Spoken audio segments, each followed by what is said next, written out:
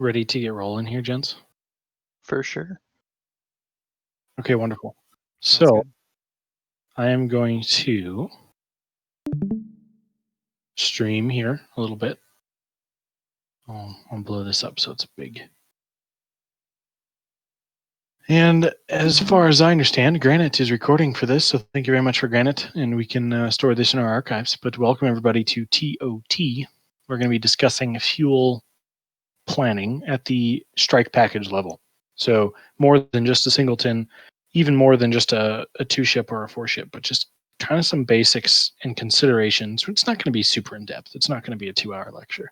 This is going to be about a 30 to 45 minute discussion with a little bit of examples, looking at some TAC view, and we'll go through a group example on combat flight as well to learn about and then put into practice some big mission fuel planning considerations, right? So when you fly as a singleton, or maybe it's just you and a buddy, let's say you're on Syria map, and if you're flying on TTI, you're probably going to have to fly a ways to get anywhere, maybe 80, 100, 150 miles to get somewhere. So, you got to plan out fuel a little bit, but it's fairly simple, right? And when you come back, you expect that, there's not going to be any traffic in your way. You're just going to be able to land, or you just divert somewhere, right? Maybe you divert down to Damascus or something like that, or you're flying down to that deep strike way down south, and you just rearm and refuel like King Hussein. So you're not super concerned about it. This TOT is going to focus on how do you get 4 ships taken off, refueled in the air if needed, get them back home, and make sure that everybody has enough fuel to orbit overhead if they need to wait in the traffic pattern getting home, if they need to divert somewhere, or if they need to, at a minimum, do a go around. So we're not going to get into individual numbers of each aircraft that you can fly in DCS. We'll talk about a few different numbers that kind of apply to everybody, but this isn't a primer on how to fuel plan the F-18 or the F-16 or the F-15. These are just some things that you can take forward next time you do some mission planning and you're doing a big strike package. This should help you out, and some things that really can make your mission planning a little bit easier. So Butterfly and I put this together, and I don't think he'll be here for this, but if he joins midway through, that'll be awesome. But otherwise, it might just be me yabbing at you guys for a little bit here. Hey, Peter, real quick. Sorry for the interruption. Yeah. Hey, sorry for the confusion. Not recording. I had to be on my phone because I had to be mobile, but back on my computer, but not able to record. So sorry about that. Oh, gotcha. Is anybody else able to record this? I'm recording right now. Nice. Thanks, dude. Yep. Thanks for the clarification, Granite. All right. So kind of the ROE for this brief is if you guys, this is a discussion, right? So if you guys have questions, just kind of get my attention and, ask your question. We'll discuss it and we'll continue, right? So just when we are discussing, I just ask that you guys be respectful of everybody else and don't step on each other and all that sort of good Discord stuff. So, all right. The overall objectives of this, like I've talked about, is fuel planning for, a flight and then even bigger, right? We're going to cover some of these types of questions. How long does it take to do certain parts of your mission that involve air-to-air refueling? And how that plays into your whole overall game plan, okay? We're going to talk a bit about, how fuel equals time. I think, these are things that we all know, but what does it really mean in terms of getting a strike package moving, okay? Just really when to use tankers, covering some of those questions, right? And then we're going to talk about tanker anchor placement, so where to actually put the tanker. And then a few more final considerations for fuel planning as a big war. Okay, so before we get started, are there any questions off the bat? Wunderbar. Okay, we're going to start off with a couple of definitions here, just really some basic stuff, just to remind everybody. Joker is a fuel planning term that means you need to begin your RTB sequence. Okay. It comes before bingo. The fuel number is a higher number than bingo. But it's really just so that you can get your foreship or whatever rejoined with each other, and then you can fly to your exit point and then RTB. Your bingo is no kidding, you need to be on your way home now. And bingo can be, hey, I'm flying a prescribed path, an air, a flight plan, and it may not be direct, but it could, zigzag and get back to my home base. All right. But then bingo includes all sorts of things like fuel overhead and divert fuel if that's a thing, right? That's not really going to be the purpose of this brief, but I think you guys are all pretty much familiar with that. Bingo can definitely be more than just, I need to, from my point here, I need to get direct home and land with 200 pounds of fuel. I mean, that's not really what bingo is. It can incorporate so much, but again, that's not really the purpose of this brief. Okay, playtime is how airplanes communicate how much time they have on station given what their mission is. And it's given in terms of time, not necessarily in fuel state. So when we talk about things like an ops check, so not a definition I included in here, but an ops check is how a flight figures out how many thousands of pounds they have left. So if I have 6.9 thousand pounds or 6.9 thousand pounds of fuel and my number 2 has 6.5 and number 3 has 6.4, well, as a flight, I need to be thinking about the lowest amount. But then to get playtime, let's say my bingo is 4,000. Well, low man is 6.4, so really we have 2.4 thousand pounds of gas to play with as a flight. And then whatever that means in time for whatever aircraft I'm flying, that's how I'd communicate my playtime. So maybe if I'm in an A10, that's like 40 minutes of fuel. So then my playtime is 40 because it's how much time you have on AO or in the AO before you hit bingo. That's a really, really important one. So it's not like, oh, I have 6,000 pounds of fuel. I have, an A10 that's hour and a half of fuel at least, right? That's not your playtime, right? So it's your playtime is the amount of fuel you have remaining on station. That's really the key there. Tanker bingo. So this is a really interesting concept that's really important for flight leads, and one for mission planning, but also execution. That is the fuel level at which a flight must head to the tanker in order to attempt the rejoin, a plug-in with the boom or the basket. And if that fails, you can still make it home to your airbase or the carrier or whatever it is. So this can be kind of a high number. For example, and again, I said we wouldn't get too much into numbers, but there was a mission that I did a couple months ago with the 107th. I was flying an Eagle, and my tanker bingo was something crazy like 11,000 pounds of gas. That's like almost full internal in the Eagle. Because I needed a couple thousand to get to the tanker, hang out with the tanker for 10 minutes, and then we had a long drive home. So what that ensured was that we could still go to the tanker and then still make it home if we needed to. Any questions about those definitions? You're just checking off what I had on the list. So Awesome. Sweet. Yeah, and I know some folks, you guys talked about some questions that you guys had prepped ahead of time. So ask those at any time you want. If you want to save them till the end, that's fine. Or if you want to bring them up whenever they pop up, that's awesome. Again, this is a discussion. So, all right. So this is a little bit kind of a paragraph narrative. You guys can read this. I'm going to kind of read this a little bit, but I'm going to expand on a few points as we go through. So, okay. One thing to really know ahead of time is how much fuel your wingmen are burning. So it's a good general rule that your wingmen are going to burn about 10% more than a flight lead. So if, just for simple math, if you take off with 10,000 pounds and you burn 8,000 pounds as the flight lead, your wingmen have probably burned about 8,800 or close to 9,000, right? Just kind of for some simple math. Now, there's a lot of reasons that can go into this. One, they're going to spend a little bit more gas on takeoff catching up to you.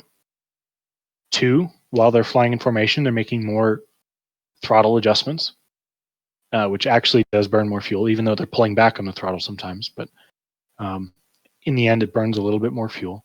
And anytime there's a rejoin, they're probably spending more fuel than the flight lead is to execute that rejoin. So just know that as a flight lead.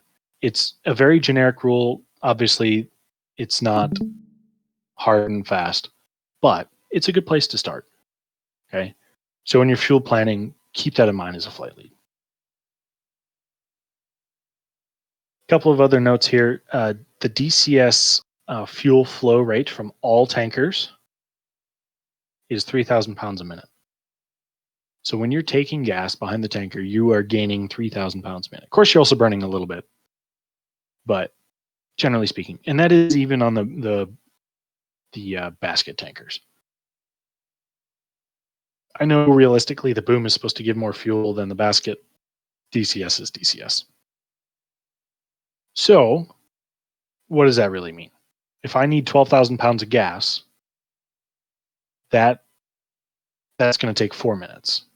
That's 4 minutes actually sitting behind the tanker connected without a disconnect, et cetera, et cetera. Doesn't sound like a long time, but when you're actually doing it and sweating and your hands are getting slippery, that's a long time. You also have to account for the time it takes to rejoin with the tanker, swap receivers, especially on a boom tanker when you can only do one at a time. All those moving pieces just take extra time. Okay. So again, assuming this 12,000 pounds that I need to take behind the tanker, that's 4 minutes of actual refuel time, but then there's 2 to 3, maybe even 4 minutes, depending on the skill level of the pilots, of just administrative time and positioning behind the tanker and all that sort of stuff. Also, you have to account for disconnects. And sometimes DCS can be really finicky. Even the best of us at AR, we get a disconnect and then it's really hard to get, the boom to cooperate or the basket to cooperate, okay? So what you can plan for is 5 to 10 minutes to fill up one plane with, again, in this example, about 12,000 pounds of gas. Doesn't sound like a lot, but when you multiply that by a 4-ship, we're talking 20 to 40 minutes to fill that 4-ship. That can be a long time. And if you think about it, if you cut your fuel requirement in half, let's say now from 12,000 to 6,000, all you're doing is taking away 2 minutes per receiver. So 8 minutes. So now we're talking about 12 to 32 minutes. So there's a huge spread, and there can ultimately be a lot of time spent behind the tanker, even if you're just taking a little bit of gas. So that's really important to remember. And now we haven't even accounted for the transit time to and from a tanker. And we'll cover that in a little bit. But if I don't finish that, somebody squawk at me and make sure that we do. Okay. So that is also really important. Okay. So there are a lot of things that carry over from single ship fuel planning to multi-ship and multi-flight fuel planning. Yeah, the further you go, the higher bingo you're going to have. However, there's a little bit more that really goes into this. And again, we've talked about that 10% additional fuel burn for wingman. We talked about how long it takes to refuel a 4-ship rather than just you as a singleton. But now when we start talking about operational missions or like a pre-planned mission, there's all sorts of different things that can go wrong or things that can change how long it takes to tank, right? So hopefully we're putting all those tools in your toolbox. I know somebody's going to slap me for that, but putting those tools in the toolbox to make that a successful mission planning and execution. Okay. Again, your bingo needs to include things like travel back to the base, divert fuel if required. Not really something we worry about in DCS because it's not real life. You just put it down on any piece of concrete, but there could be times when you maybe need to divert. And maybe that divert's actually closer. It just maybe isn't the best field for you to land at, and it isn't home base. Okay. Also thinking about multiple approaches. Maybe there's crappy weather, crappy winds. Maybe you have a less experienced wingman who's might need a couple approaches if there's a crosswind, for example. Okay. Additionally, you might have multiple flights all trying to land at the same time. So if you have 4 ships all trying to land at Nihilus all at once, it might take a little while to sequence everybody in.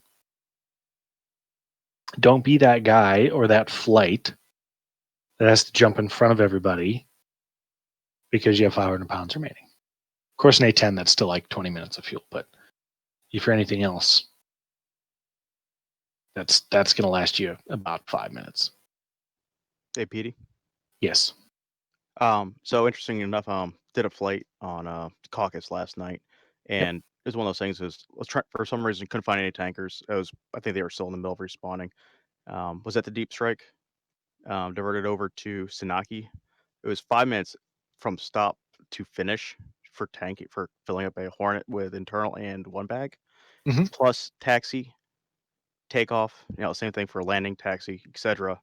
So it was kind of interesting that how we're talking about this. Um, the main question is, how does DCS handle multiple, I guess, service requests on the ground? What do you mean exactly? So say we have 4 ships come in and both, they all request refuel and rearm at the same time. How is that model? Is it? I think they all get service at the same time. There isn't. It isn't like you have one maintenance team trying to rearm and refuel a 4-ship. All right. It's pretty individual at that point. Yeah. Yeah. When you're on the ground, it's fairly straightforward.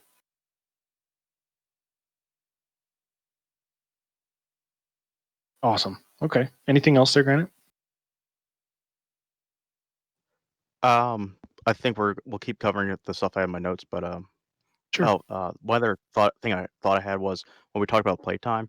Again, last night I was in a Hornet, and Saber 2-1 was in a Hornet, or I'm sorry, was in a Viper. So we were saying, comparing how much fuel we have left, but we've both flown both airframes, so we have a rough idea of his, 3,600 pounds is a lot different than my 3,600 pounds due to fuel burn.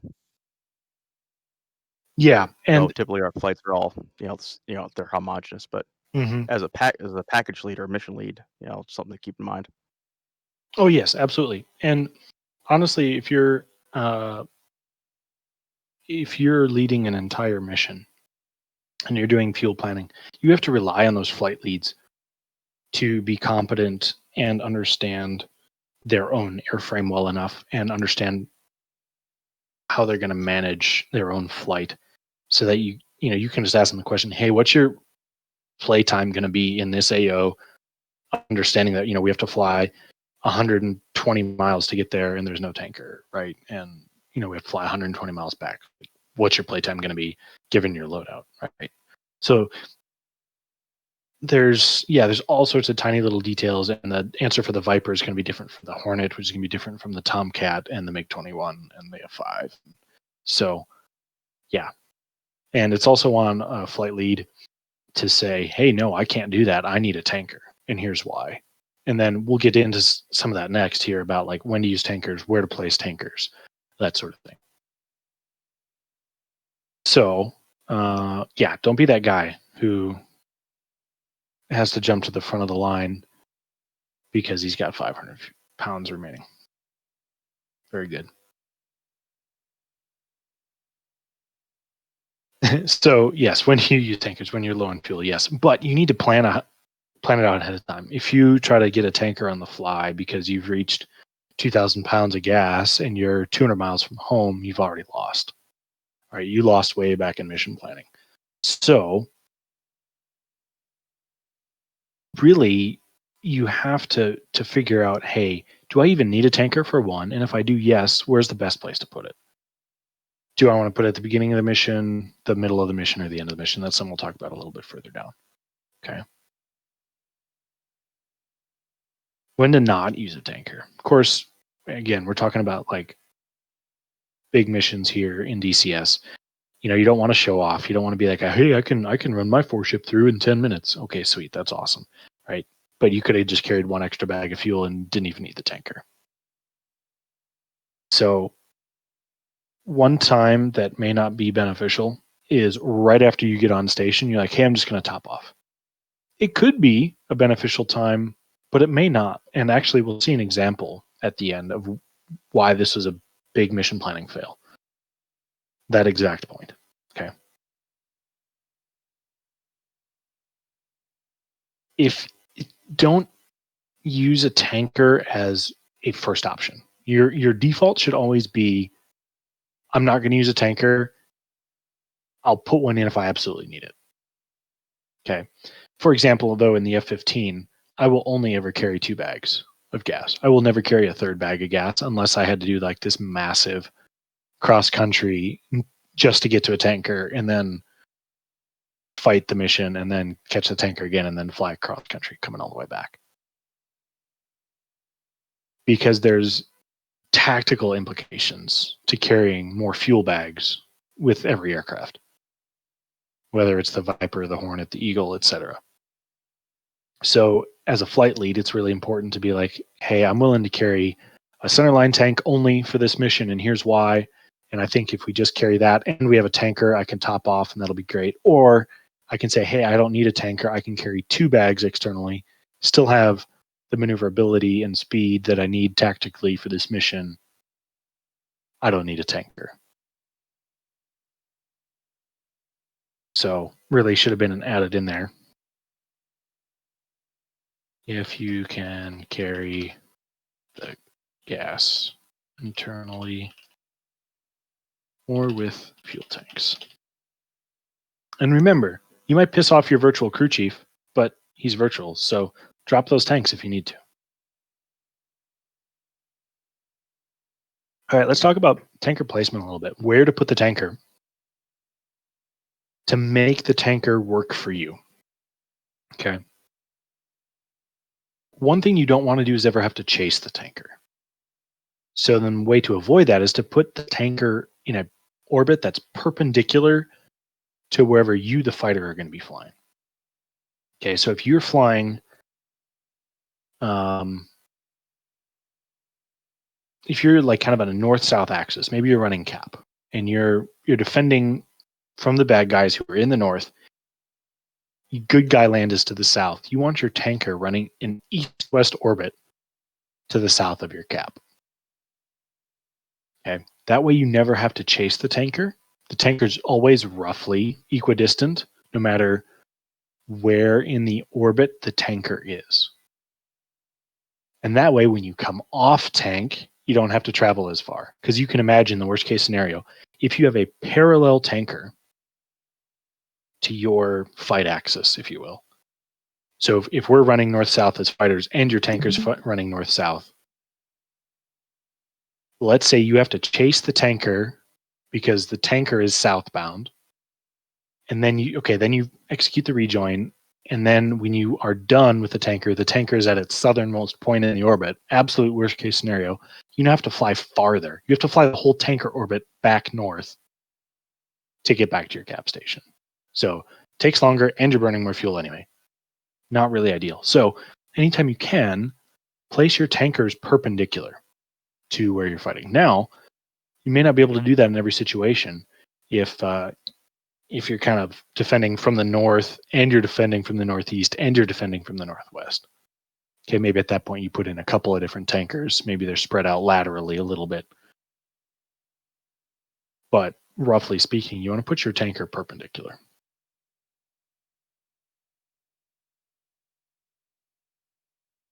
Any questions about that?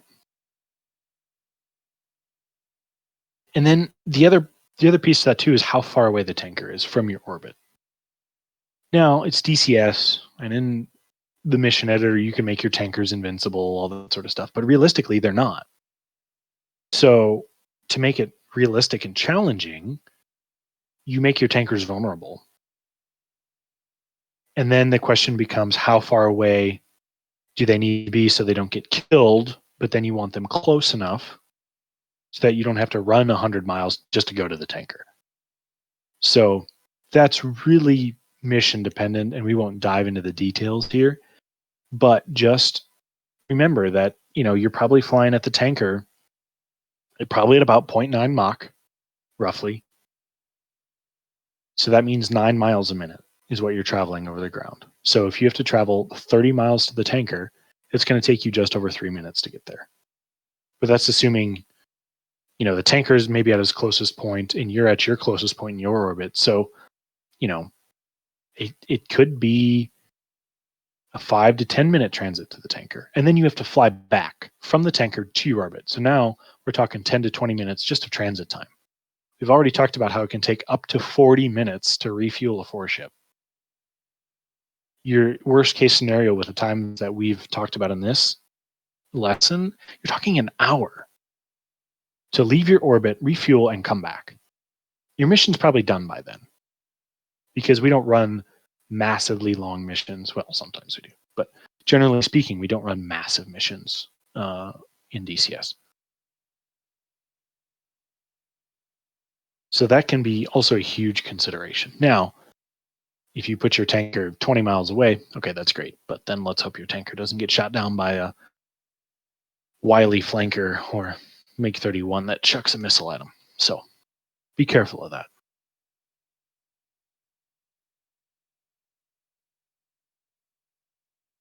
Now, when it comes to fuel planning for the entire package,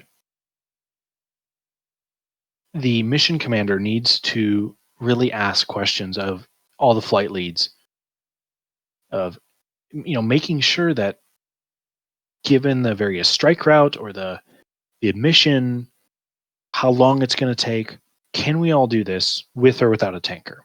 So that, maybe the F-15, because F-15s carry a lot of gas, maybe the F-15 can do it on one external tank and that's it. But an F-18 probably needs to carry 3 tanks to achieve a mission without a tanker. Or do you say, hey, we're going to put in a tanker and, maybe only the Hornets need it. Or we're going to put in one for both a tanker for both the Hornet and the Eagle, right? Because Hornets are special birds and need a different kind of tanker. So that's a huge kind of aspect there. And of course, kind of goes without saying, don't get your tankers wrong. Don't put up boom only tankers and you have mostly F-18s and F-14s. That'd be a huge mistake. Hopefully that gets caught in mission testing. But it might mean that, you need to put a tanker, 2 different tankers. Maybe they're in the same spot. Maybe you got to just separate them by altitude. That's fairly straightforward. But don't forget about the different types of tankers and receivers there. But anyway, I got a little sidetracked there. The mission commander really needs to make sure that each flight can execute the mission that's required. Doesn't mean the mission commander needs to dictate what each flight is going to do. It's really just more the question, hey, can you do this with, whatever fuel you have? Or, especially in the case of like an F-18 or an F-16, what's the mission loss if you have to take more fuel tanks? For the F-15, the fuel tank doesn't replace a weapon. On the F-16, F-18, those external fuel tanks replace weapons. And correct me if I'm wrong, I think the F-14 is similar to the F-15 in that regard. It could be correct. Okay. So that's up to the flight leads, but also mission commander needs to kind of understand that. Like if you're asking the Viper to take 3 fuel tanks, what are you losing in ability to strike ground targets? And then that question needs to be discussed. Hey, we really need all this ordnance. Vipers are going to carry 1 center line and we're going to put a tanker up. Okay, because it's a long range mission and Vipers have tiny tanks and they need gas. But then what does that do to everybody else? So now we need to refuel this 4-ship of Vipers. That's going to take at least a half an hour. Do they just take off first and go to the tanker and then everybody else takes off behind them? Or do we now get a tanker for everybody? And how many tankers do we have, right? Let's say you got 20 aircraft, you got 5 4-ships. You're like, well, shoot, how do we divvy this up? So we're not going to go into the details of how you would solve that exact problem because we'd be here for 2 hours. But these are all questions and considerations that need to be discussed when you have multiple flights. What if you have four ships of boom receivers, and they all need to get to the tanker. Well, maybe the simple answer in DCS, you just put up another tanker because it's simply clicking a few buttons rather than spending the millions of dollars and worrying about crew rest of tanker crews and having the tanker crews available, right? So we're not so worried about that. But you need to figure it out. Like, well, we just gonna have two boom tankers, and then we have to get 2 4 ships behind each tanker. How do we solve that problem? What's that time look like? Or do we just put 4 tankers up, 1 for each flight, and then, well, you must be America because you have a bazillion tankers at your disposal. I've got a question, Petey. Yeah, what's up? So you're talking about sending like multiple flights to one tanker. How much fuel can one tanker carry that is usable as far as the jets who are going to receive it? That's a great question. I don't know exactly how much fuel the tankers in DCS have.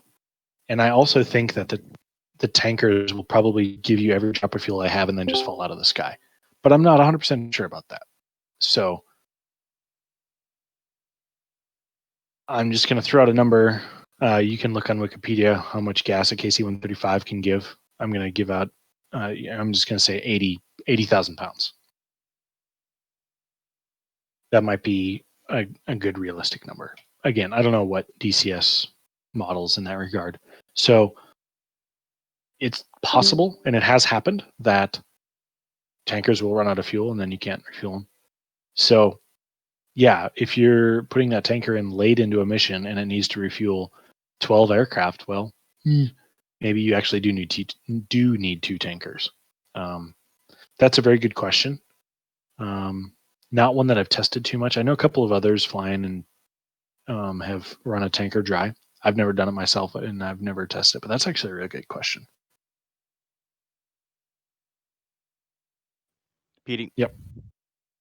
So just going off real life numbers, the 135 is just shy of 210,000 total pounds, Mm-hmm. and we don't have the KC-10 modeled on here, but I can take a look for the S3 as well, and it probably realistic, real numbers minus whatever DCS does.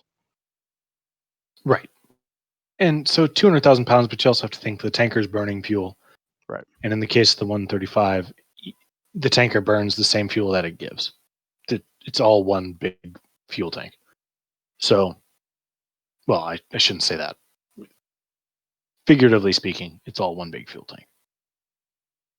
So the tanker has to burn some fuel. Realistically speaking, the tanker has to get home. Not sure if that's really true in DCS. It is. Okay. And yeah, I mean, the tanker is sitting there orbiting. The tanker takes off from somewhere and orbits, things like that. So really, to give a definitive answer, I'd have to say for DCS purposes that we just have to test it.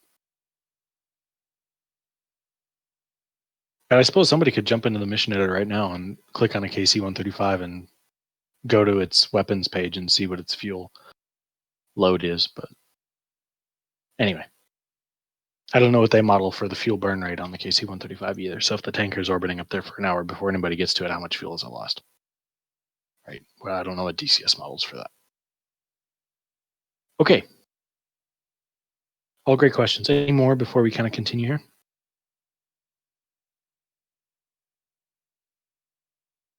Awesome. So the middle of this paragraph here, again, we come back to playtime. Really, the big question is not so much how much gas, but it's how much playtime.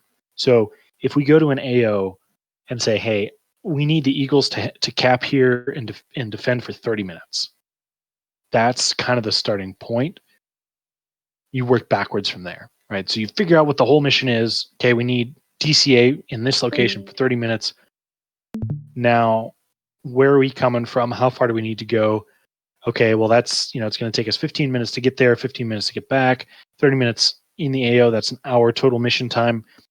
Shoot, probably do that easy with internal fuel and 1 external tank. No tanker required. So that's really a basic scenario, right?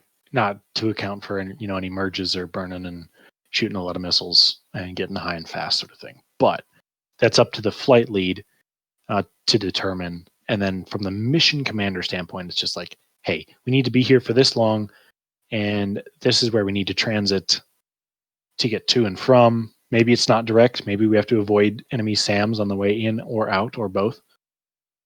And that can change how you fuel plan. Okay.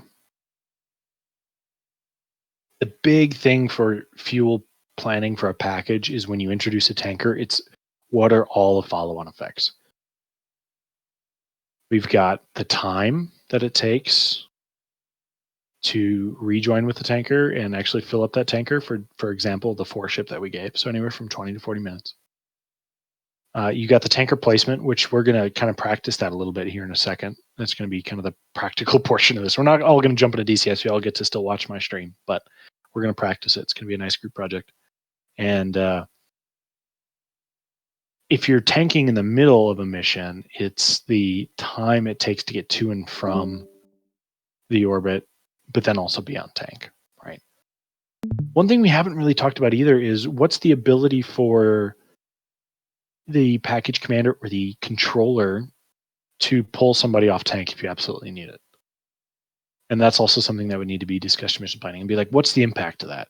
And that's kind of a contingency that the flight leads and the mission commander need to discuss in mission planning. I kind of throw that one out there because you'll see that in the example that we're going to go through in TAC view in just a little bit. But it's kind of an off the cuff kind of a thing. It shouldn't be a norm and it shouldn't be kind of expected, but it's definitely one thing that could be discussed. It's kind of a what if for that mission planning session. Okay. And also we talked about the idea of a tanker bingo. So we're all used to Joker and bingo, but really what we need to do is also introduce a tanker bingo and how that affects the mission. So for example, if you're going to do a cap mission, again, we'll just pick an F-15 and say, hey, I'm carrying a single bag of gas, which is 17,500 pounds of total gas then, if I'm carrying one center line. I'm going to spend some time transiting and, fighting, but then my tanker bingo is going to be 10,000 pounds because I need time to go to the tanker and then I need time to fly back home and still have an overhead fuel of like 2,000 pounds. Right. So the flight needs to be thinking about that too. How does that impact the mission? How does that impact how much time you can be on station? Basically, how does that affect your play time if you have to hold this really high tanker bingo? All right. That's pretty much it for the academic portion and the topics that we're going to cover. Does anybody have any questions or things that we think we missed? We're going to talk. So this particular objective we haven't talked about a whole lot, but I'm going to kind of give an example that hopefully we'll discuss that a little bit more. Hey, Pete. Yep. Sorry, I'm in a car. That's okay. You mentioned, and I don't think I heard about it or I misheard, something about why going to the tanker at the beginning of the mission might not be a good idea. Yep. So it could just be the specific example is what we're going to see from Ouch's op, yours and Ouch's op from a few weeks ago, Phyllis Ramius. And that's exactly what Griffin Flight did is they took off, went to the tanker, topped off. It still took forever. And basically they were off the tanker by the time the mission was done. So that was a bit of a mission planning fail. Now, if you just top off real quick at the beginning of the mission and you're the first takeoff and everybody else is behind you and you can do it fast enough, that might be okay. One thing too to realize is that if you top off right at the very beginning of the mission, you're going to be fat and heavy when you get to the AO. Now, if you're just flying simple strike routes and you're not going to have to be diving down and being maneuverable and defending against any threats, that's fine. And if you're not going to be, turning and burning in a dogfight, then yeah, that's fine. But one disadvantage of refueling at the beginning as well is you're going to be fat and happy with gas, which can be a tactical disadvantage.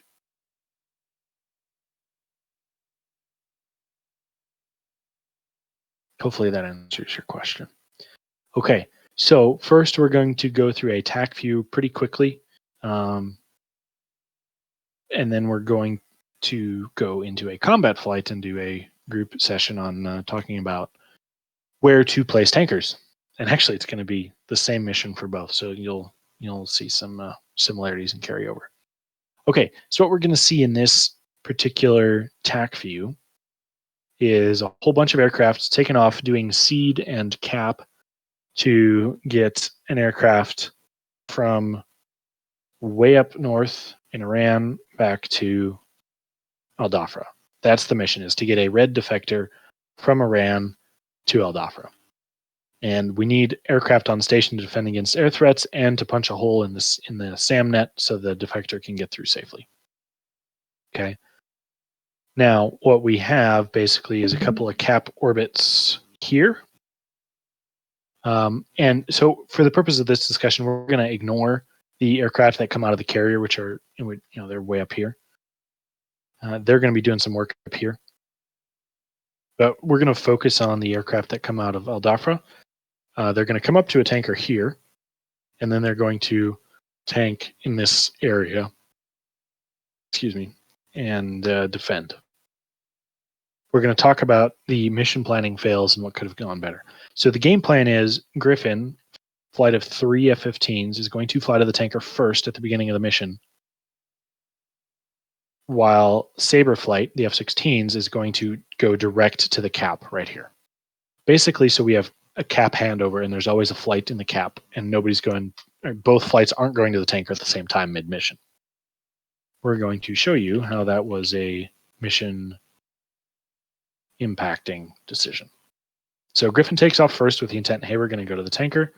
Sabre flight is going to their AO. All right, let's look at the time here. So it's about, let's see. And this is a little bit of what we mean about chasing the tanker. So from takeoff here, heading northwest, we were in a parallel orbit with the tanker, or the tanker was parallel to our flight path. Given the AO, he was perpendicular. So that's why we had a little bit of a challenge there. Fortunately, we caught the tanker right when he was heading to the closer part of the orbit. And we had to play a little bit of catch up, but we basically get on the tanker at about minute 5 or minute 6. But you also see how we kind of caught up with the tanker here, and it took another 5-6 minutes for us to physically get on the boom. Okay, that's the disadvantage of chasing the tanker. Okay, so what we're going to see here is Griffin is on the tanker. Again, this is only a 3-ship. And you have a 4-ship Sabre doing air-to-air cap. Okay. It all starts off nice and dandy. No threats. Everybody's just capping. And then the threats start to appear. Okay. Griffin's still on tank. Sabre has to start dealing with some threats. So we actually get a lot of things kind of happening at once. Get some F5s coming up close. And then you're going to have all these follow-on threats from behind. So, and sorry, I forgot to mention, part of our mission is to protect the blue boat that's here. That's why this cap orbit's kind of placed there. But anyway. Okay. So, see this guy right here? The Game Master test? That's our defector. He, by this point, has already flown from way up here all the way down to the southeast and then southwest, joined up with Blue Forces, and is on his way to Dhafra. Griffin's mission, the second part of their mission, after doing cap, was to escort the defector. You see just now, 30 minutes later, Griffin has exited the tanker. And none of us fully filled up. Each of us only took about 6,000 pounds of gas. There were some issues. Granted, there's DCS, right? DCS lag, desync, fluttering of the tanker. We all know those are issues. So that compounded some of it a little bit. But it took 30 minutes for us to fill up our tanks. What I think we missed is one of the Sabres actually died. So we lost one F-16. And when Sabre Flight finally goes home, they have about 3,000 pounds of gas. They continually were asking, when is Griffin done on tank? When is Griffin done on tank? When is Griffin done on tank? Because they needed us, and they knew they needed us. And there was just a mission planning fail and a mission execution fail of what led to Sabres having 3,000 pounds of gas, and Griffin had 18,000 pounds of gas at this point. Because we took 2 tanks. And I say we because I was Griffin flight lead.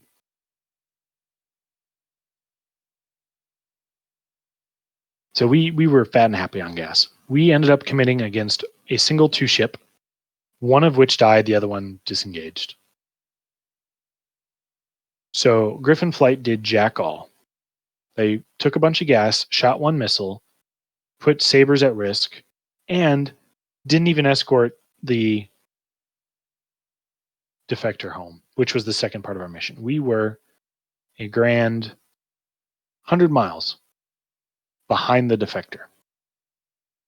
Now, there are other things that led to that, but basically, what the mission, the way it should have gone from, I don't know, about here, is that Griffin doesn't even go to the tank, and we just hang out in an orbit behind Sabre. And then maybe Sabre goes to tank because they're Vipers, they have smaller amounts of gas than the F-15s, and that's totally understandable. The initial plan was that Griffin goes to tank first, so they just take a few thousand pounds here, and they're good for the rest of the mission, and then Sabre comes back mid-mission and tanks. That was the original plan. We did not anticipate that it would take the defector so little time. So that was part of the mission, is that we actually thought it would take longer than it actually did. So there's some of that we just can't help. So we planned for worst case, which is kind of a good thing. But there was also no adjustment on the fly. And there are a lot of other things that led to that. Very busy comms, not really having a backup game plan to such an effect. Hey, what if the defector takes a lot less time than anticipated, right? So that's how fuel planning can impact a mission. Griffin did jack all. We lost a Viper. And Griffin actually, once we finally got back to Dafra, we still had 14,000 pounds of gas, which is actually very heavy in an Eagle. And you should not land that heavy. You'll probably break your gear on landing. I've done it many a time. So we had too much gas. If we wouldn't have taken gas, we would have probably had about 5,000 or 6,000 pounds of gas. I say that because we would have burned a little bit more going faster in our orbits and probably had a couple intercepts. We would have burned even more gas because we only, again, took about 5,000 pounds, and 14 minus 5 is 9, but we would have burned a little more.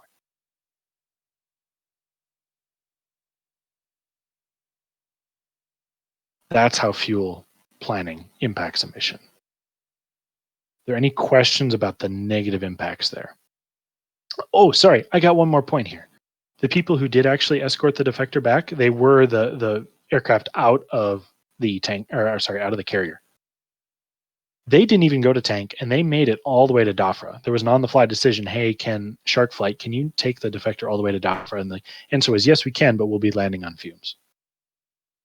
And that's ultimately what they ended up doing.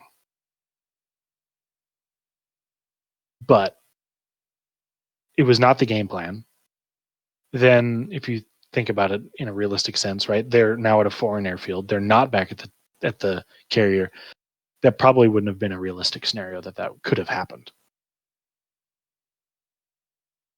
So luckily we had a flight there to escort the defector.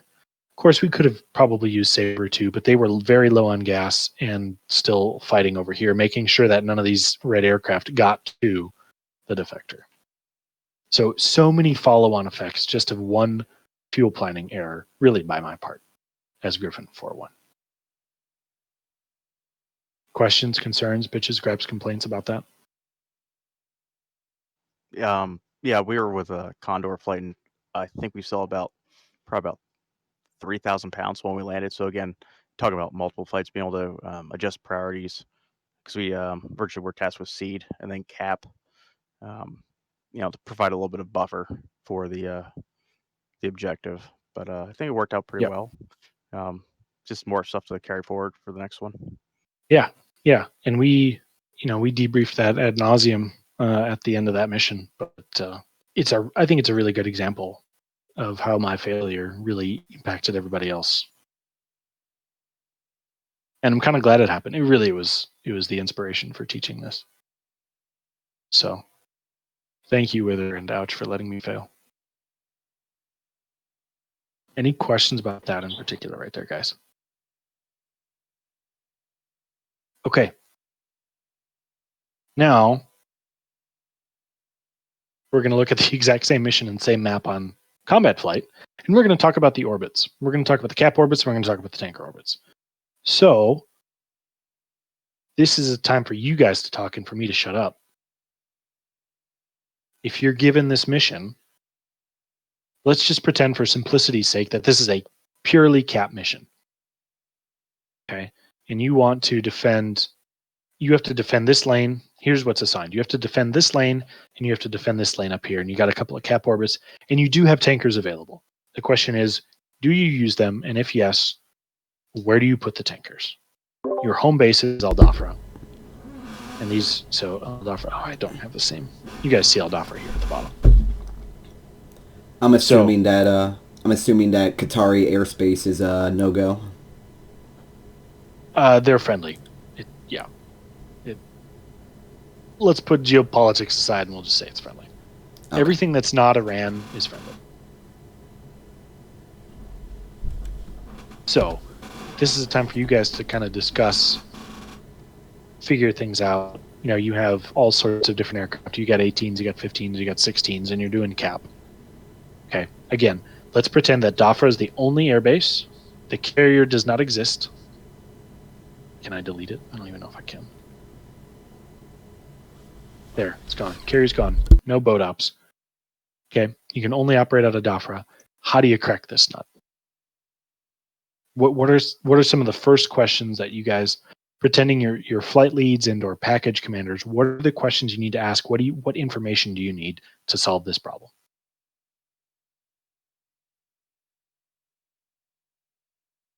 Anybody?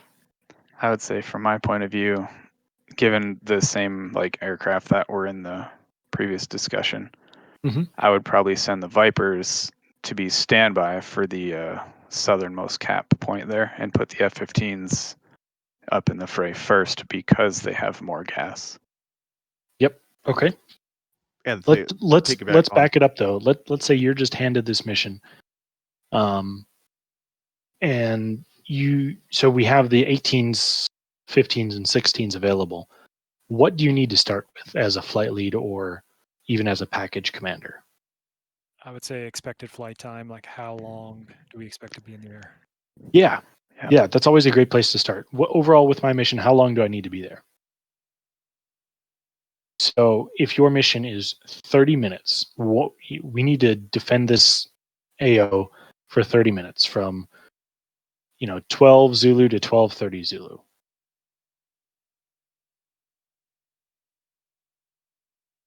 That gives you. So you need to have cap on station on or before 12 Zulu. What is I would need to know what everyone's transit times are specifically for the I'm assuming Hornets that are going to be doing the seed of Northmore. Sorry, how long is it going to take them? It's just cap. We're just doing cap for this mission. Yeah, we're keeping it kind of simple. So it is kind of the same mission. And yeah, for those of us who flew it, sorry to kind of make that a little confusing. We're just doing cap. We're defending against the Iranian hordes of MiG-23s that they have. I don't know. Yeah, so we start with first the time, but then the how long we need to be there in the mission, but then how far the transit time. So carry that forward, Zeus. I need to shut up because I said I would shut up. So transit time, if I got to set up 3 different caps, obviously the southern cap is going to have to be secured before I can push further north with the rest of my groups. So those guys need to be on station doing their thing while other jets are being protected by them flying sort of northwest towards their other caps. And then you have to take into consideration, with their fuel planning, how long can those guys stay on the southern cap station, because they're going to have to be there longer so these guys can transit safely behind them, both to and from their cap stations. So I It's all guess very good points. the southern cap would have to be the first one to set up and the last one to go home. Okay. So I guess on that point, for say the southern cap, like Zeus was saying, you could either use say the 15s with 2 bags on, because they're going to be there first in, last out. They have that burn, they have maneuverability, or you can use them to transit, further to the northwest and have, say the Vipers or something, or maybe a medium mix, Hornet with 1 or 2 bags on it, with the burn, but still be able to transit to the tanker if you had it towards, I guess the middle of the ring there.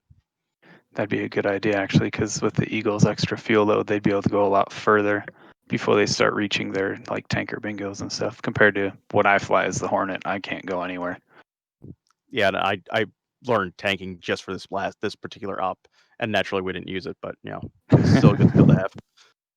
I would add to this. So I think estimating the number of threats and the number of engagements that you're going to be facing. So in 30 minutes, if you have to fight, go into 2 or 3 engagements, that's a different fuel burn as well. So knowing what types of threats, what length, how often you may have to go and fight would also change your fuel flow. Absolutely. Yeah. And again, guys, we don't have to solve the exact numbers and number of drops of fuel that we need to put in each aircraft, but these are all the considerations that we need to talk to. So this is awesome. Let's keep this going. So let's keep going. Let's keep going. What other questions you guys need answered? Granite's got me thinking now, what if we put the Eagles north? And then does the Viper have better time on station than the Hornet? Does anybody know? Depends how many bags you carry, right? Oh yeah, I guess. Bags work both ways. It's like, with airlines, when we put fuel on them to the tanker, they have to burn fuel to carry it. Yeah. Yes. Plus you have the drag of the externals. Yeah, we don't do well heavy, but if we just have 2 bags at like 25,000 feet, we're about equivalent to the burn of an 18. As we get lighter, we burn slower. Okay. So the Hornet's really draggy. It's not linear, that's for sure. Yeah, the Hornet's really draggy. So I mean, there's obviously a difference between heavy and light, but I would imagine not as much as the Viper because it's so draggy.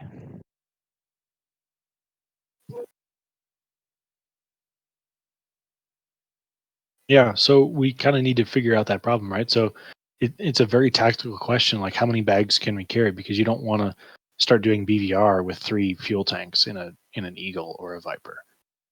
Probably not a Hornet either. So the question is, do we limit ourselves to 1 or 2 tanks? Yeah, to me, you simplify with you just start with how long do I need to be up there? Yeah. All of that starts to dictate your choice of your choice of how many bags, how much gas you take, when you need to refuel. But Yep. Yeah. And then one thing, obviously, with the Hornet, we've got the F pass, which helps out, and obviously, the knowledge of having done just, even just flying TNT, you get experience with the field burn. So obviously, when Hornets are ingressing, we're typically about up at 25,000, but when we're coming back, we're trying to bring it up higher and coming back slower to meet that max range. Yep. Okay, so let's kind of apply this a little bit. So to that southern orbit, you have about 100 miles. So in terms of time, now you have to take off and you have to climb and you have to accelerate. So this isn't going to be perfect. I did change the ground speed for the time here on combat flight to 500 knots, which is about 0.85, I think, in Mach. So it's going to take you about, we'll just say 15 minutes to get up there. Okay, and each aircraft kind of has its own amount of fuel that it burns, say, in the first 50 miles. of transit, because again, you have to climb and all that sort of good stuff.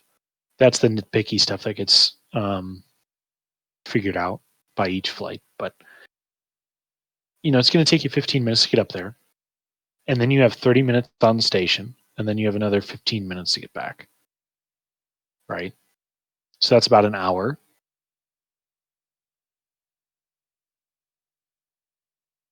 The question becomes, do you need a tanker for whatever aircraft you're flying? Right? But like as you said, okay, so the overall mission is, you need to provide cap from 12 to 12:30, but what if you need to provide cover? You need to play linebacker as these guys up north transit back home. So that's another 100 miles just for these guys, right? So let's walk through some of that a little bit. I think this southern cap is kind of easy, right? So I want you guys to finish that discussion with this southern cap. I think it's called Cap Bravo.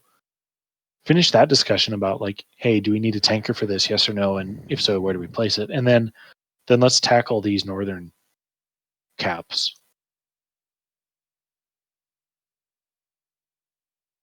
Take it away, whoever. Let's hear from somebody who hasn't talked much, like Ouch or TMO or Cyclops or Gypsy or Jaffa, who's deafened.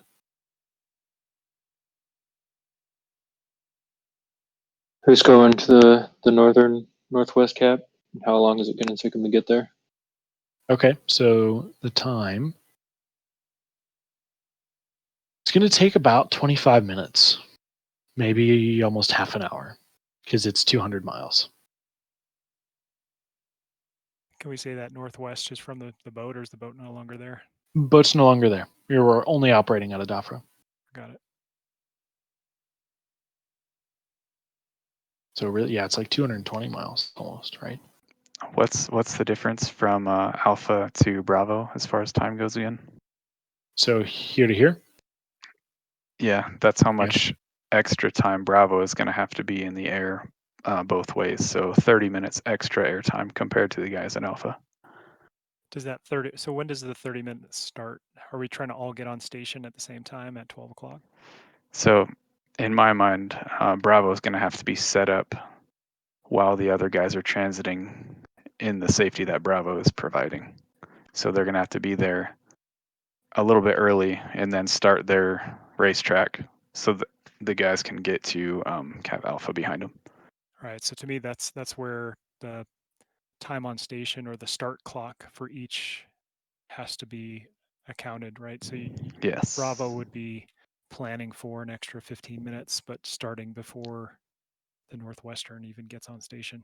And that Northwestern time on station is much shorter. Maybe it's a 15 minutes or whatever. Yeah, which means Bravo would have to set up probably 15 minutes early, and then their transit time was like 12 minutes. So once Alpha is back clear, then Bravo can follow them home basically. So 30 minutes extra at Cap Bravo compared to the guys at Alpha.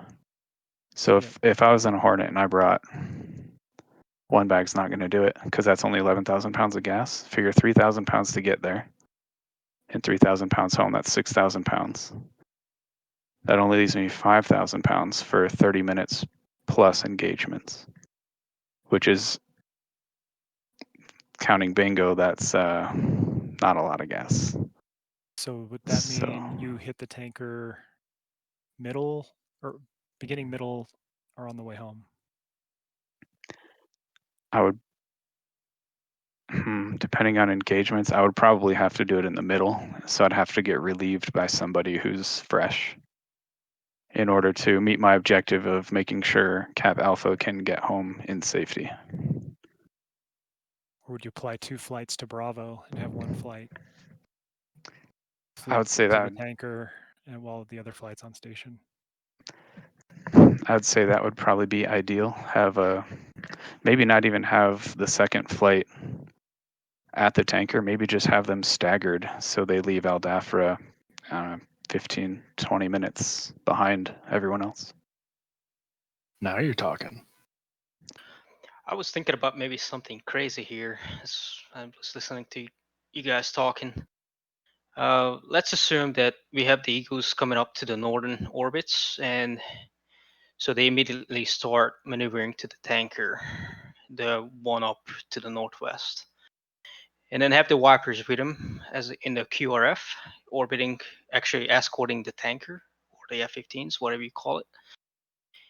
And then about halfway, the third flight will take off from Ad Efra and then head to Cap Bravo while the F-18s are done fueling. The second flight, the Vipers start fueling, tanking, and then when they are down, they are flying to Cap Bravo, and then the third flight, who initially flew to Cap Bravo, head to the tanker and get some fuel. So then we have the Eagles with full tank almost on the northern Bravo orbit, and we have the Vipers on Cap Bravo, and then the third flight just about to get fuel. So we have Cap on stations. Yeah, so then we'd have one on station, one fresh, and one to replace them once they change out. Exactly. Yeah, that's a really great idea. Zeus, you kind of started there with the staggered takeoffs, and then TMO, you're talking about staggered air refuelings, right? So not everybody has to refuel at the same time. Not everybody has to take off at the same time. That can really be a tactical advantage. Now in DCS a little bit, we all mission plan right before, and then we jump in and we all want to take off right away. But maybe if we can build in a little bit of a delay for some of the flights or one of the flights and say, hey, hang back for just 15 minutes, and that can really change the course of how the mission plan pans out. Yeah. Or and, maybe in this case that you do have somebody tank right at the beginning. I think Timo, you were talking about that. So staggering when people tank can be really beneficial. So yeah, let's keep going. I would say, again, if I'm flying Hornets at Bravo, I will have to take 2 bags to make this work. I refuse to take 3 bags because we will not be fighting with 3 bags on. It's not going to happen. So in order for me to meet my time on station so that the Vipers can either do a staggered takeoff or a staggered refueling, I'll have to take 2 bags, which means now I have less missiles. So that's an issue. We're good for maybe, say, 2 engagements. So now if we take 2 bags, do we even need 2 bags? Because we have less ordnance. And that kind of comes into, not necessarily a BORT criteria, but your weapons fuel states too. And going, with the Hornet, you do have the double ugly, situation Yes. too. Can we move the tanker orbits? Abso-freaking-lutely. Because I want to put my tanker going west to east from Abu Nuyar, right by that 75 nautical mile ring by Bravo there. Oh, sorry, you're thinking this orbit. Yeah, I'm thinking in terms of Bravo because he's going to be because he has to stay in the air for an extra hour. That's kind of my worry. Okay. Yeah, like that maybe. You want it like this? Yeah, just a little more south though, because that's danger close if we do get engaged. Oh yeah, for sure. Yeah, that's a bit close. Yeah, what's the rule of thumb there? How far out would you want the tanker to be? So, I mean, really, it depends. That's your answer. Mm-hmm. But it depends kind of on the threat and how much risk you're willing to take with the tanker. If the tanker were to get shot by a wayward Phoenix or, R-77. Well, I say that because, Iran has F-14s. Or whatever your threat is, right? So like 50 miles south of the southernmost point, or what's your... Yeah, that would probably be not bad. I would say here in 40 miles is probably pretty good, because what that means is that, okay, think of your threat. If you've got somebody with an R-77, they might begin to engage at 42 miles, and they're not going to shoot any further out than that. So if Blue Air fighters merge with bad guys at Cap Bravo, that's like the last line in the sand. And if Red Air gets any further south, then yes, they can kill tankers. But at that point, Blue Air, if they're still able to engage that Red Air, they're just going to be in a tail chase, so it's going to be really difficult anyway. So moving the tanker another 10 or 20 miles further south offers no tactical disadvantage to the enemies. So I would say in this case, probably about 40 miles. And in DCS's case, that probably is pretty stagnant, I would say. So 40 miles is probably a good place to start. You can maybe push a little bit closer if you have a lesser of an air threat. Maybe a little bit further away if you're facing a lot of MiG-31s or F-14s or SU-30s or MiG-29Ss. Maybe you have a second flight of aircraft just chilling maybe on the tanker or just north of the tanker, and then maybe you could move the tanker a little further south. But yeah, I would say about 40 miles is probably a good starting point. 40 to 50. And it also minimizes transit. You talked about needing to protect the tankers. So what would be ideal there? Is Bravo basically your last line of defense for the tankers, or do you put an escort on them, or what's ideal?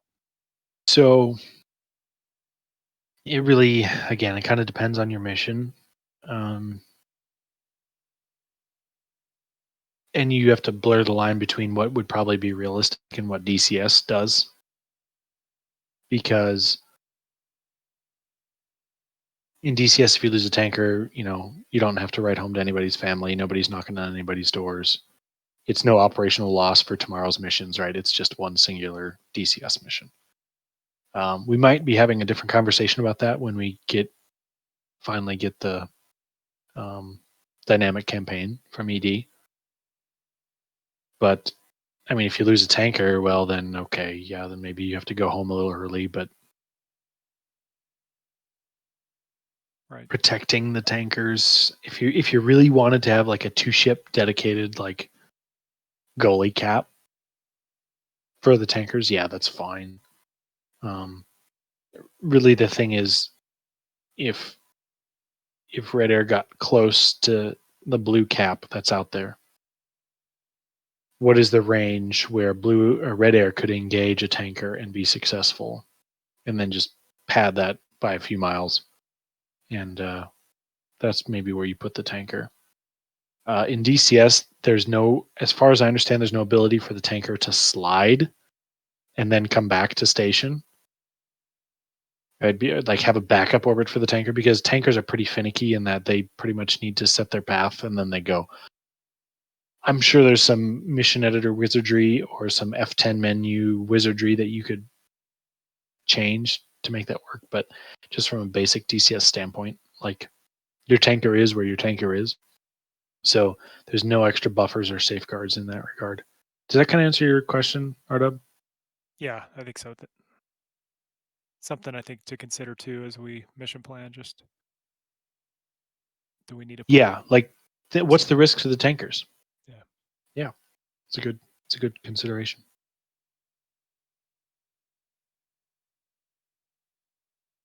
So, Zeus, I think you were last kind of discussing this. Okay, we put a tanker here. The question becomes, do you tank mid-vol? Can you tank mid-vol? If you get a 4-ship of Hornets here, or whatever it is, Vipers maybe, do you have the ability to tank mid-vol? Because if you leave your orbit, then now you're not providing cap. You're not doing your mission. Or can you send a 2-ship to the tanker and you alternate? Of course, then the question becomes, do you have enough missiles? Do you have enough radars? What if you lose a dude? What if you lose one of the 2-ship that's still in the cap? Well, then you're fucked. Maybe. Yeah, that would be good. Right? Also, So, thinking in regards to moving the tanker, like if I could move it to there, now I only need to take 1 bag. Because my tanker bingo, it's 38 miles, let's say 45 worst case scenario. That's like 1,500 pounds of gas, tanker bingo.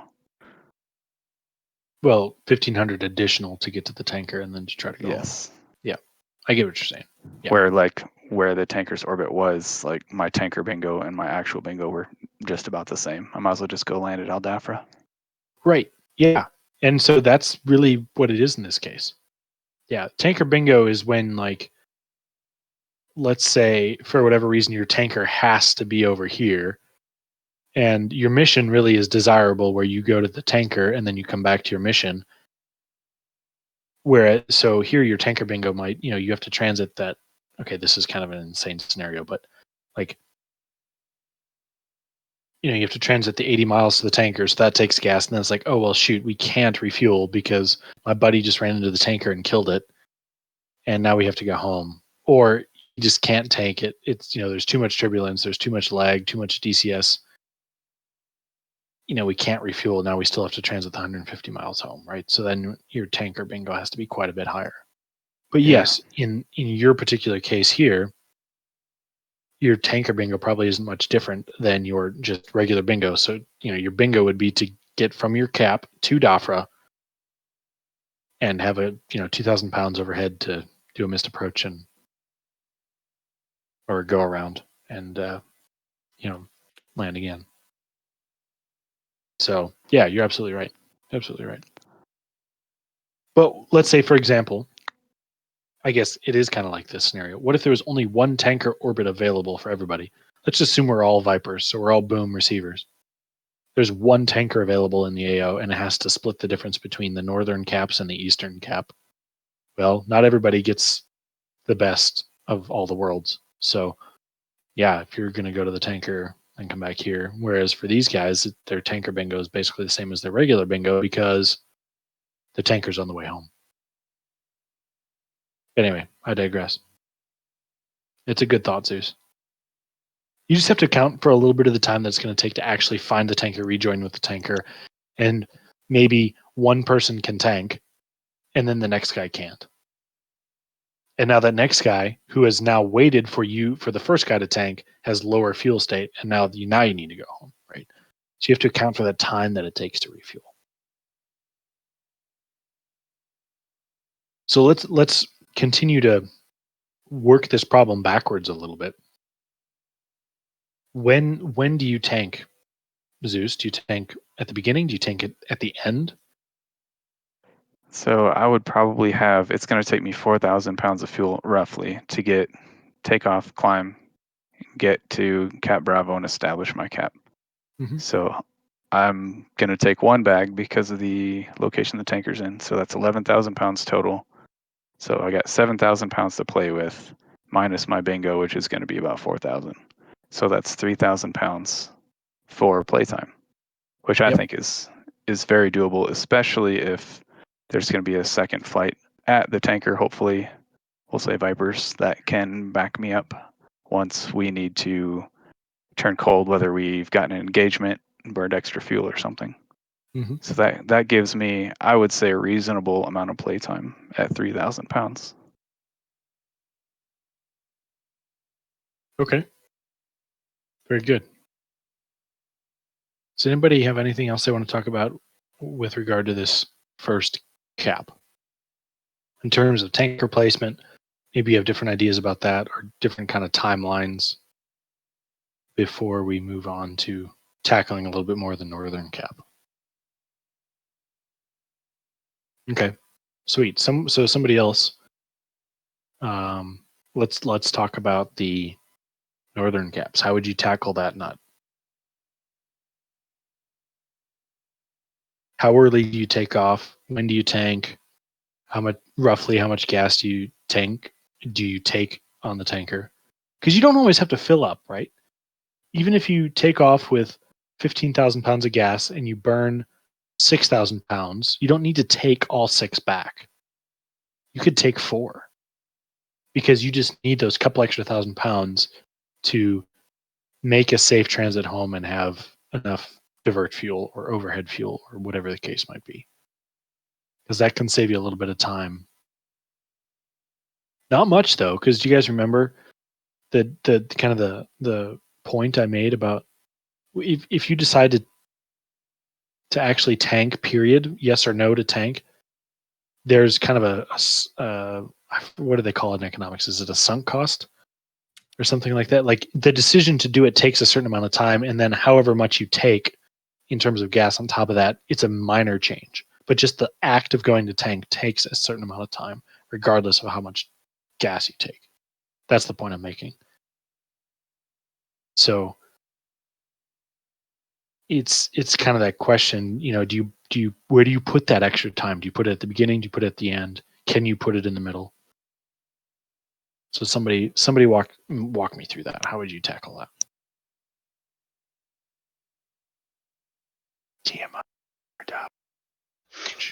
Yeah, I think Cyclops. for that tanker, the similar rules can apply.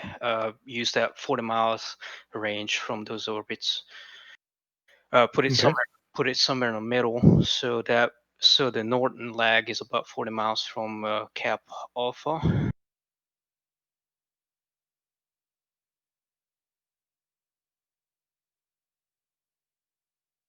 Okay, it's about 40 miles. We'll say from the middle of each cap. 45. 45. Okay. Yeah, and I'm not sure how long is the orbit. It's probably not as important, but I think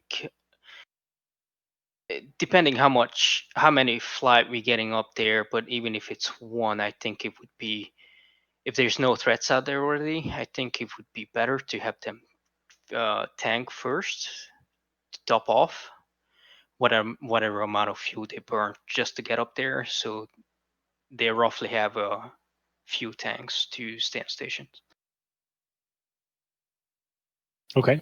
Because at this point, I think we could assume that we already have Cap Bravo on station. I mean, Vipers on Cap Bravo.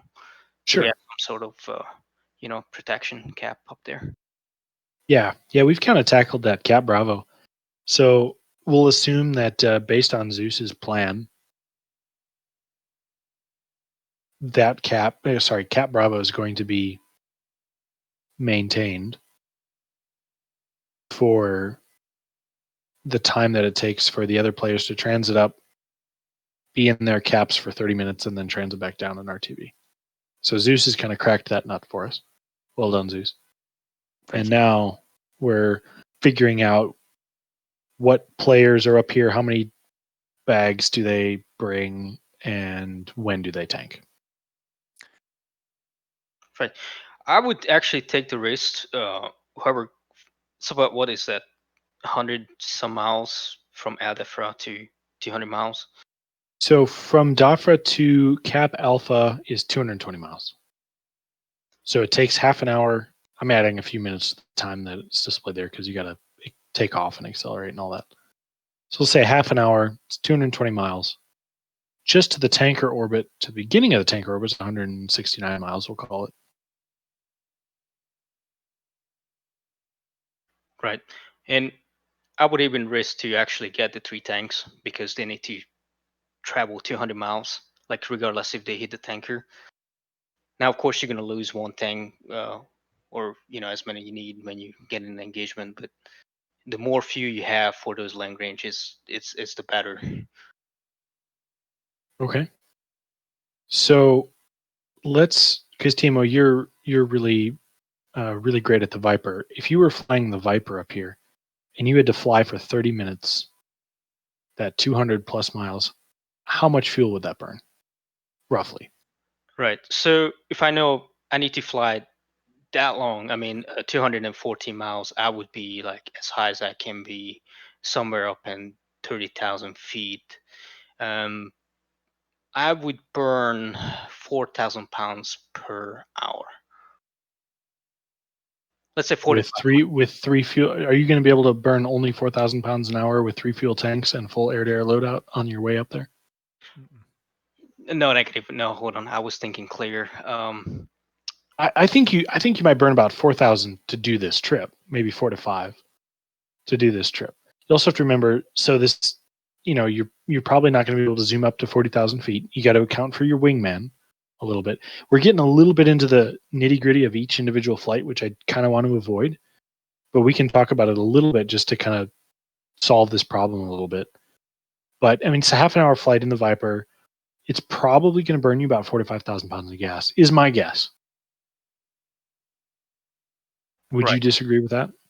No, that's about my center tank. Yeah. And honestly, if you're if you've got 3 tanks, you're going to be super draggy, right? So are you even going to be able to fly at Mach 9 or sorry 0.9 or Right. 0.85? And That's another question. So let's kind of explore that. I think RW had something he wanted to say too. Yeah, I would say sorry. typically what the best thing to do is get in and fly it. That's usually what I do is Sure. all right, here's my loadout. Get in the plane, fly that far, just figure out your burn rate. Once you figure out your burn rate, then you can start making calculations. Like, okay, I'm going to be on station. Maybe I fly up with 3 blip bags, drop the center tank, and I'm going to stay on station with 2. Right? Or so try the configuration, get your burn rates at each configuration, and then do the math. That's usually what I try to do when I'm thinking about planning for fuel. So yeah, my only goal was with the extra tank is to have the flexibility for the other flight, give them enough time for them to refuel. So that's the extra tank cost for us. So for me to use that extra tank and I still have 12,000 pounds of fuel while I'm already in orbit, that's good, because by the time one flight is already refueled, then I would probably have like, I don't know, 10,000, 9,000 fuel left and ready for engagement.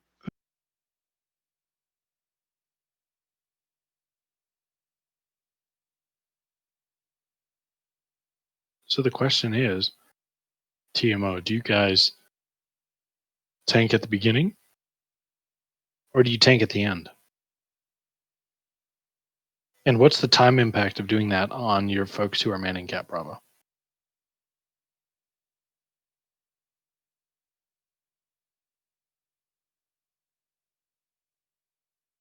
I think if you fly all the way out there and tank, people at Cap Bravo are going to have to tank for sure, or be relieved, right? You figure 30 minutes for them to get there is what the distance tool said, and then 30 to 40 minutes for them to tank, and then they're going to set up their Cap Alpha after that. So that's already Cap Bravo established for over an hour now. So we're for sure going to have both flights tanking at least once in the middle of our mission. Right. I think one of the key pieces here is when does it hit the fan? Like when do we expect that cap needing to be there? We need to have them on station at these times. That helps to determine when we don't want them tanking when they should be, capping. And if there's the possibility of somebody needing to defend that zone, then we would need to have 2 flights there, right? One to cover or to project while they're refueling. Yeah, I'd agree with that. I was going to suggest if you had the flights to almost send 2 flights out that way, and one goes directly to Cap Alpha and the other goes to the tanker. And then, the flight at the tanker maybe gets the handoff at some point, and Cap Alpha would tank on the way home. But Cap Bravo is going to have some sort of relief still. Yeah, if you think about like having to extend, the farther you extend out, the more planes you need to cover that area, right? You don't have the fuel, and you need more. You need the fuel to get back, so you need more planes the farther out you go from home base. Yep.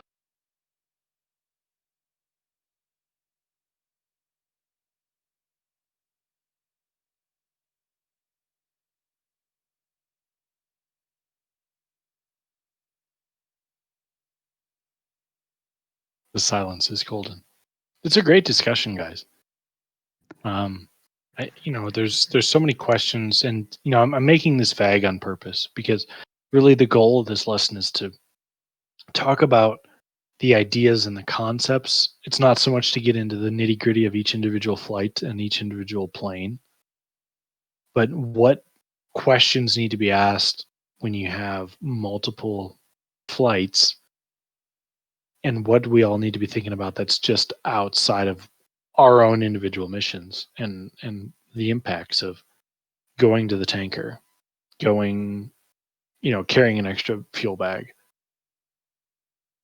So hopefully this was informative and fun and educational. I know a couple of us kind of went through this very silently. I'm looking at Cyclops and Gypsy. I'm and just Granite, kind of maybe a little bit. I'm just kind of sitting But I mean, if sitting there's back and anything else you learning. guys- So Yeah, if there's anything else you guys like, do you have questions? Do you have additional points that maybe weren't covered in this practical execution that you guys want to bring up? Any burning thoughts? Because I think we've had a pretty great discussion. I guess I have one thought, and it kind of relates to what we were just talking about at the end there, and I don't really know what the feasibility of it would be. But say you get the first two flights up there to Cap Alpha, and then the first group that was already on Cap got handed off by the second group and then went to the tanker. What would the feasibility of them on their egress back to Aldafra, instead of going straight back to Aldafra with the fuel that they just got and picked up from the tanker, going over to Cap Bravo and relieving the guys at Cap Bravo for them to go home? Would that be beneficial in any way? Or I'm just spitballing Kind of here.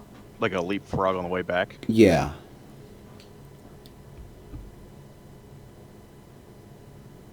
Is that too complicated for our purposes, or? I mean, I it's see a the value. possibility. I mean, yeah, it can get complicated, but why not? Explore it. Talk about it. Yeah. That'd be between your flight leads, because also it depends on weapon state too at that point. Yeah, or of course. mission objectives. I was just thinking that it would relieve some of the burden off the guys at the Vipers there at Cap Bravo, so they're not as they don't have to remain on station that entire time covering all the guys up the two flights up to Cap Alpha. That way they can expect to go home and not have to worry about being a first in, last out kind of deal.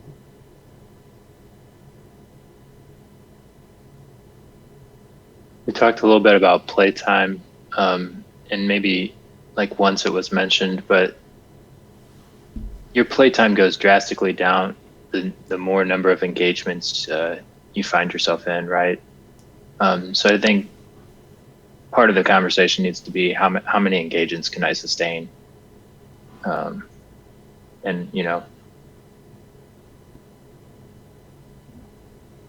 I can do, Yeah. maybe I could do 3 engagements, but I can only be on station for like 10 minutes then, That's a really good point, because I believe I can hold 10,000 pounds of fuel internally. If I'm in full burner the whole time, that's 12 minutes of flight. So you figure, say I've got 3,000 pounds to play with for playtime. If I've got to do one engagement, that takes my playtime from 40 minutes to 15 or 20 minutes. It's a really good thing to think about.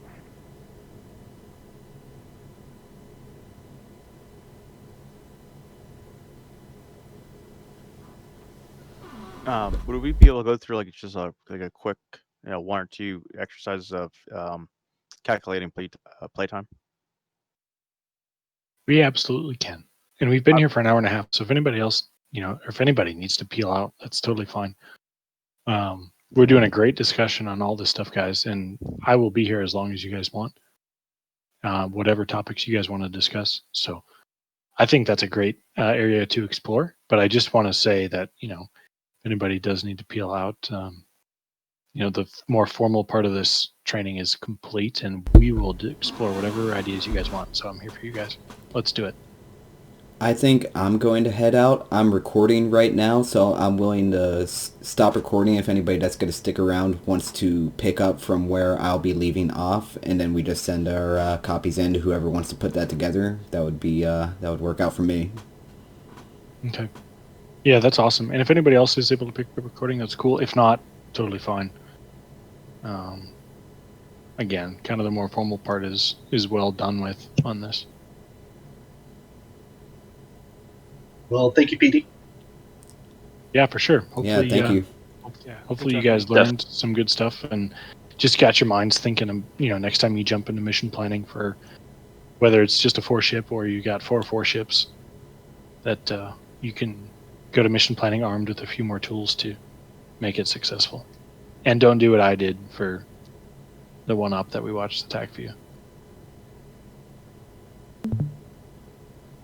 Well, Definitely good. Well, I've definitely thought through at least 5 or 6 different things I wanted to do differently as mission commander while that was all going down. But anyway, yeah, I know what you mean.